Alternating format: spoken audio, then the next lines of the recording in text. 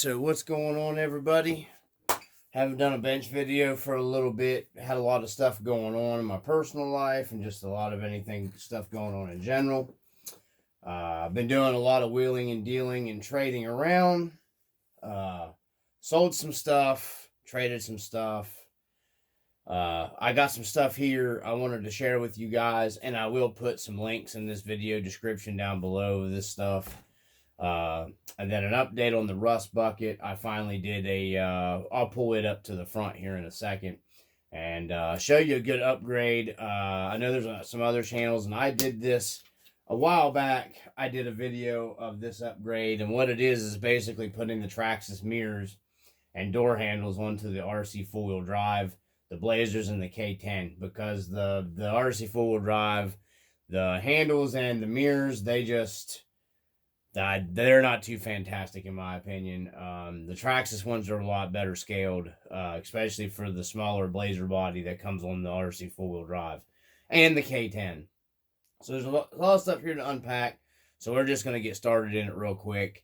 We're going to run over all the stuff. Like, I got some stuff finally came in the mail the other day that I've been waiting on. And like I said, I will put links for this stuff down in the description down below. So right off the bat, these are the lights that I've been using. I got these are under my daughter's Gen 8. The video is on here. I bought her the pink lights that are under her Gen 8. I ordered these because I'm going to be doing my own underglow light kit on my TRX6, because that's my main trail basher, and I wanted to light it up. I did not mean to order this many. I actually pretty sure I just ordered the one, and then the seller sent me double. So I will put a link in the description for these. These lights have worked out pretty well for me. And I'm running them on her Gen 8. I ran them at 7.4 volts, and they didn't give me any kind of issues. So I'm going to be making my own rock lights, under rock lights for my TRX6 with these. I just wanted to share that with you. When you order these, they come with these lights. They come with the harnesses are soldered already onto the light board. And then you'll get, these come with them as well. And this is an actual plug-in harness. It's a splitter. And then these are set up, you can run 2 lights at a time. You just power them from your receiver or wherever you want to power them from. And then this just, this come with enough to hook them all up. I am not going to be putting that many. These are the bright green, the lime green ones. That's what I got to put under the TRX6 hauler. It was just cheaper to order these. These cost me like, I think, $8 or $9 than to buy like the actual light kit that the rock lights that come from Traxxas. They're really priced kind of high, and I wanted the green underglow lights for it, so we'll get that out of the way. Let me shut this off. All right, so back to business. I'm going to break this video up with something, too, that I ran into with Rc4wd drive, and I owe them a thanks. Before we get into that, this is something I found on Etsy. I'll put a link in the description. It comes from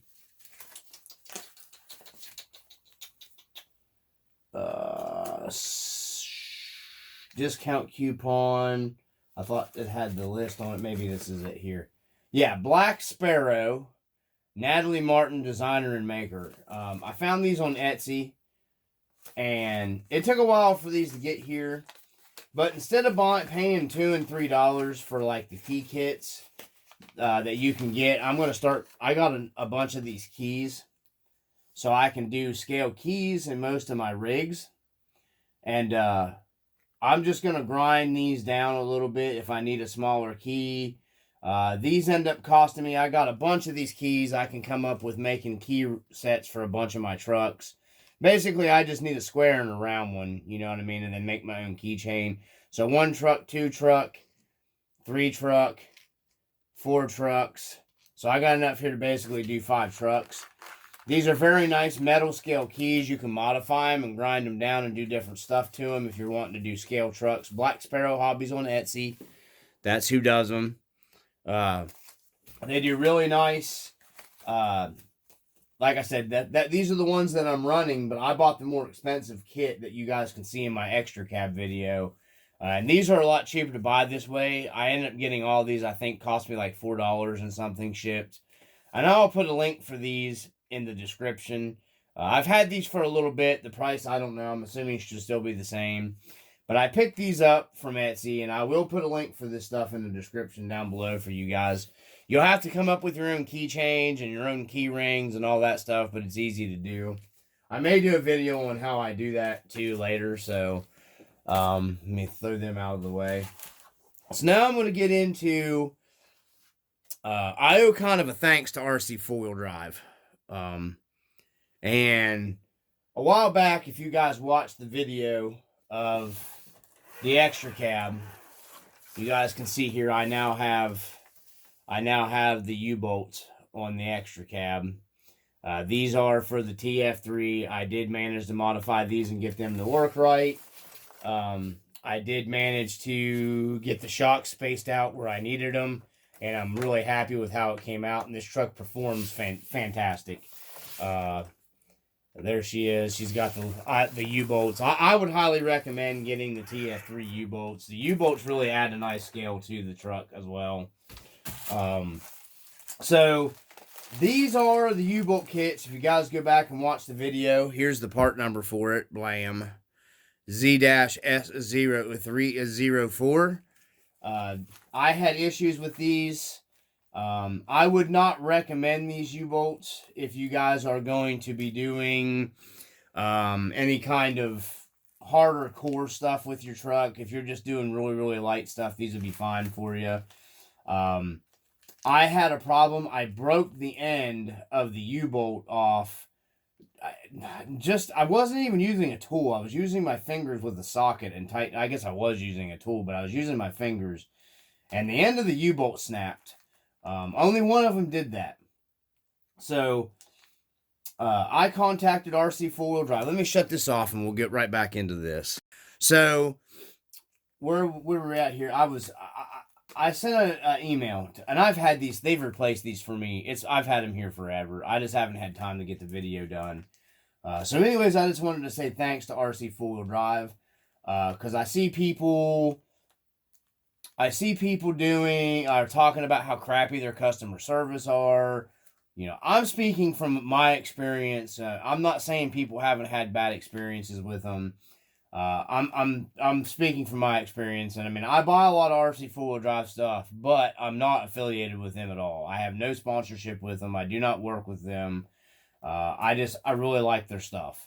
So, you know, what I ran into here when I broke that, like the very next day I emailed Rc4wd, and they were on it like snap of fingers like that, man. They contacted me, and of course I sent them the pictures of the broken part and all that and explained to them how I broke it, and they got these things out to me in like 4 days they were here. They replaced the entire kit for me. So, you know, I can't say enough right there. And for me, because I see a lot of people crying and whining on a lot of the forums and stuff about how crappy the Rc4wd customer service is. They were top notch 100% for me, getting these parts out to me. Didn't even question anything hardly. And, you know, I broke everything down and explained it, you know, exactly in the email, you know, what broke on it. And I just wanted to put that out there because I see so much negativity towards them. And I am in no way getting paid to say this or anything. I wish I could get a sponsorship of some kind from Rc4wd just for simple stuff, but I've tried and I can in the past, so I gave up on that. But anyways, I just wanted to share that experience with Rc4wd. So now I have a full set of these. I think they may go on my YJ build, because I'm not going to be doing anything too hardcore with the YJ to get that build done. So I just wanted to share that with you guys. So, on to the next installment. Real quick here.